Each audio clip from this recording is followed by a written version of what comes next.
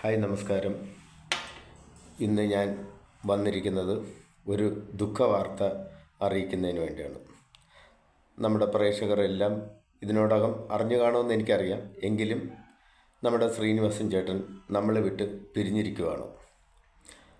അതൊരു വലിയ ഒരു വാർത്തയായി മാറിയിട്ടുണ്ട്. അദ്ദേഹം സുഖമില്ലാതെ ഇരിപ്പിലായിട്ട് ഒന്ന് രണ്ട് വർഷങ്ങളോളം ആയിട്ടുണ്ട്. 10-200 സിനിമകളോളം അദ്ദേഹം ഇതിനോടകം നിർമ്മിക്കുകയും അഭിനയിക്കുകയും അതുപോലെ തന്നെ സംവിധാനം ചെയ്യുകയും ചെയ്തിട്ടുണ്ട്. അദ്ദേഹത്തിൻ്റെ സിനിമ എക്കാലത്തും ഓർത്തിരിക്കാൻ തലയാള മന്ത്രം പോലുള്ള പല സിനിമകളുണ്ട്. എങ്കിലും ശ്രീനിവാസൻ ചേട്ടൻ ചെയ്തു വെച്ച എല്ലാ സിനിമകളും സൂപ്പർ ഹിറ്റുകളാണ്. അദ്ദേഹം ഒരു നല്ലൊരു മനുഷ്യ സ്നേഹിയായിരുന്നു. കൂടാതെ ഒരു കർഷകനായിരുന്നു.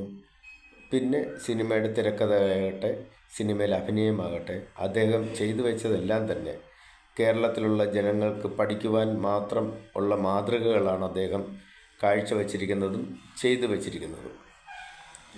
അദ്ദേഹത്തെ നമ്മൾ എന്നും ഓർക്കുന്നതിന് വേണ്ടി അദ്ദേഹത്തിൻ്റെ പല സിനിമകളും, മോഹൻലാലിൻ്റെ ആകട്ടെ, മമ്മൂട്ടിയുടെ ആകട്ടെ, മുകേഷിൻ്റെ ആകട്ടെ, അങ്ങനെ നിരവധി കഥാപാത്രങ്ങളെ അദ്ദേഹം നമ്മുടെ മുമ്പേ അവതരിപ്പിച്ചു.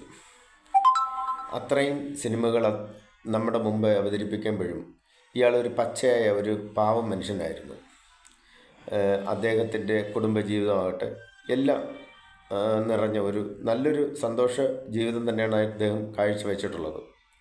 കൂടാതെ അദ്ദേഹം നമുക്ക് സമ്മാനിച്ചത് അദ്ദേഹത്തിൻ്റെ പുത്രന്മാർ വിനീത് ശ്രീനിവാസനാകട്ടെ, അദ്ദേഹം എഴുതിയ സിനിമകളും എല്ലാം ഇപ്പം സൂപ്പർ ഹിറ്റായിട്ടാണ് മാറിക്കൊണ്ടിരിക്കുന്നത്.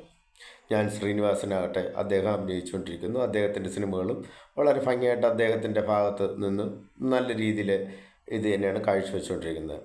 എങ്കിലും നമ്മളുടെ അദ്ദേഹത്തിൻ്റെ ഈ വേർപാട് ഒരു ദുഃഖം, വലിയൊരു ദുഃഖം തന്നെയാണ്. കേരളത്തിന് തീരെ ദുഃഖമാണ്. എന്നു പറഞ്ഞു കഴിഞ്ഞാൽ ഇത്രയും നല്ലൊരു കലാകാരൻ ഈ 69ാമത്തെ വയസ്സിൽ വിട വാങ്ങുമ്പോൾ കേരളത്തിന് ഒരുപാട് നഷ്ടങ്ങളാണ് അതിനകത്ത് വന്നിരിക്കുന്നത്.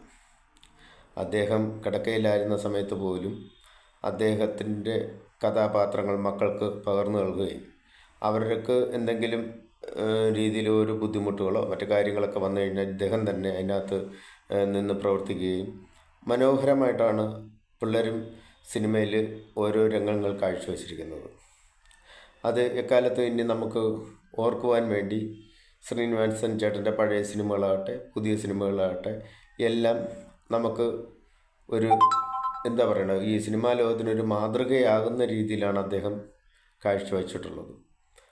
ആ പച്ചയായ മനുഷ്യൻ്റെ മുമ്പേ നമുക്ക് എല്ലാവരുടെയും ദുഃഖങ്ങൾ എന്ന് പറഞ്ഞാൽ, പ്രത്യേകിച്ച് സിനിമാ ലോകത്തിനിപ്പം എല്ലാ താരങ്ങൾക്കും പ്രിയപ്പെട്ടവനായിരുന്നു ശ്രീനിവാസൻ ചേട്ടൻ. അദ്ദേഹം നമ്മളോട് വിട പറയുമ്പോൾ ഒരുപാട് ബാക്കി വെച്ചിട്ടാണ് അദ്ദേഹം വിട വാങ്ങുന്നത്.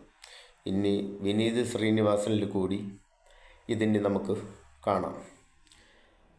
ഇദ്ദേഹത്തിൻ്റെ വേർപാടിലും അദ്ദേഹത്തിൻ്റെ കുടുംബക്കാരുടെ ദുഃഖത്തിലും നമ്മളെല്ലാവരും ഒറ്റക്കെട്ടായിട്ടാണ് പങ്കുചേരുന്നത്.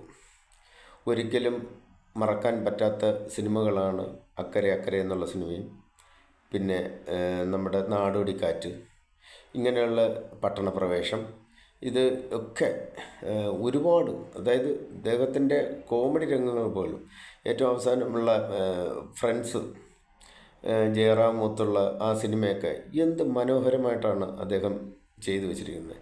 അതൊക്കെ നമുക്ക് ഒരിക്കലും ഒരു പ്രേക്ഷകർക്കും മറക്കാൻ പറ്റാത്ത ഒരു സിനിമയാണ് അതൊക്കെ.